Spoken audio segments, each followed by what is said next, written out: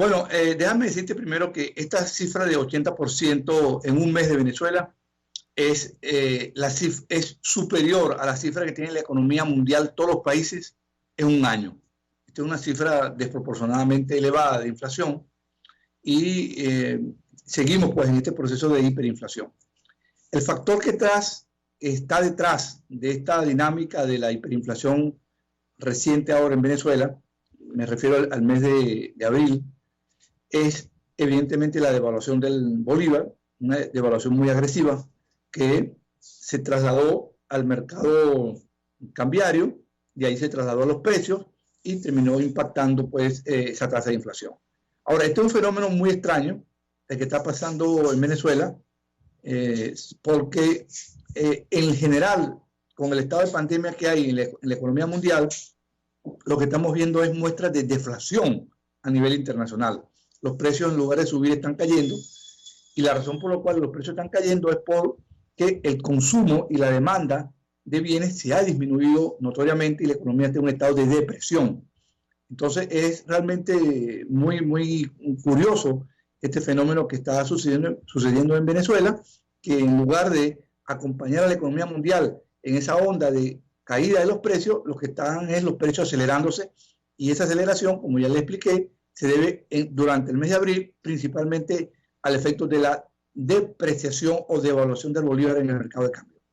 La verdad es que uno hubiera esperado precisamente que los precios por lo menos se mantuvieran, pero un salto tan abismal de 21.2 a 80%, la verdad es que es impresionante. Solamente hay que salir a la calle y encontrarse con los precios para entender que esto puede ser así. Incluso hay firmas que señalan que la inflación solamente en alimentos supera el 130% para el mes de abril. Ahora, ¿qué tanto influye, diputado, el precio del dólar? Fíjese que vemos el dólar paralelo está en 177.000 el día de ayer, pero el dólar oficial está todavía por encima, 193.685. Y esta lista de precios acordados, según ha dicho el Ejecutivo, ha estado vinculado justamente al dólar, y esos precios varían día a día.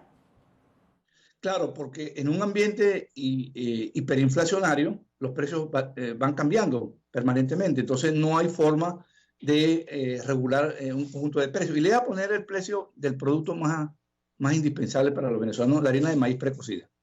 Para elaborar un paquete de harina precocida hace falta, obviamente, el maíz, pero para tener el maíz hace falta sembrar la semilla, hace falta fertilizante, hace falta, digamos, los insumos químicos, luego hace falta recogerla, luego hace falta el proceso de pelar la mazorca, tener los granos, secar los granos, hace falta el tractor, luego hace falta molerla. Entonces, uno se pregunta, bueno, usted está regulando el precio final del producto.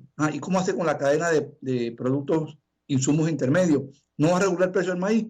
¿No va a regular el precio de los agroquímicos? ¿No va a regular el precio de los fertilizantes? Entonces, es muy difícil hacer una regulación de precios, y así pasa con el pollo.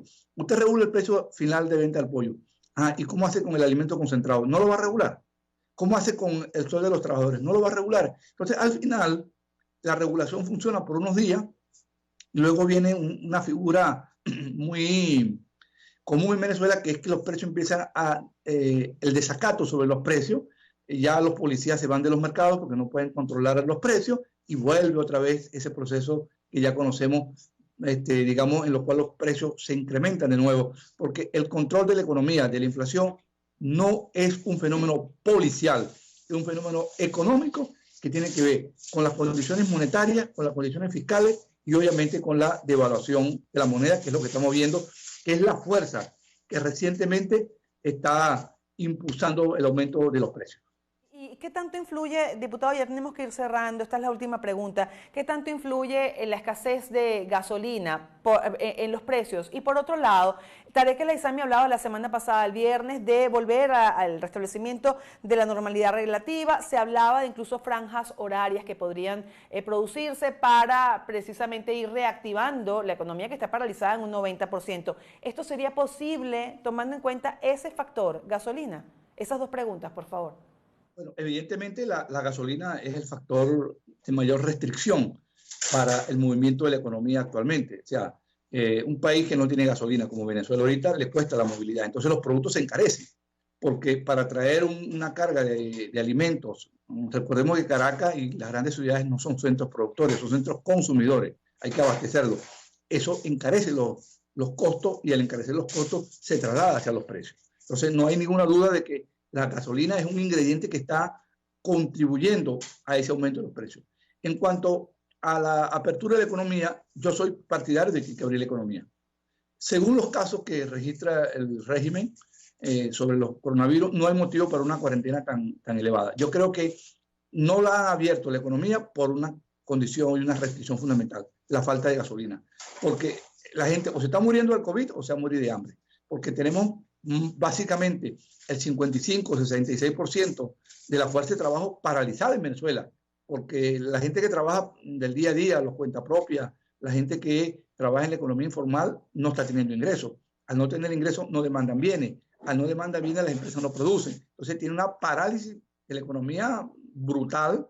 Y yo creo que hay que hacer un movimiento para abrir la economía gradualmente y que el gobierno resuelva el problema de la gasolina. Ahora, hay otro tema, el pago de las nóminas. Tienen unas empresas que no están vendiendo, no están generando caja, que tienen que pagar impuestos, ¿verdad? Y que no tienen crédito bancario, porque el crédito bancario desapareció en Venezuela con esta medida del encaje del 100%. Entonces, son restricciones por todos lados. Entonces, lo que va a haber cuando se corra la cortina del coronavirus es que se va a evidenciar una economía muy precaria, muy frágil y mucho más reducida en tamaño de la que tenemos.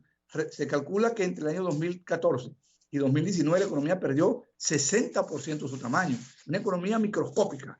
Ahora se va a hacer mucho menor en virtud precisamente de esta cuarentena, ¿verdad? Que en todos los países del mundo se ha venido flexibilizando porque ya los daños económicos son fundamentales.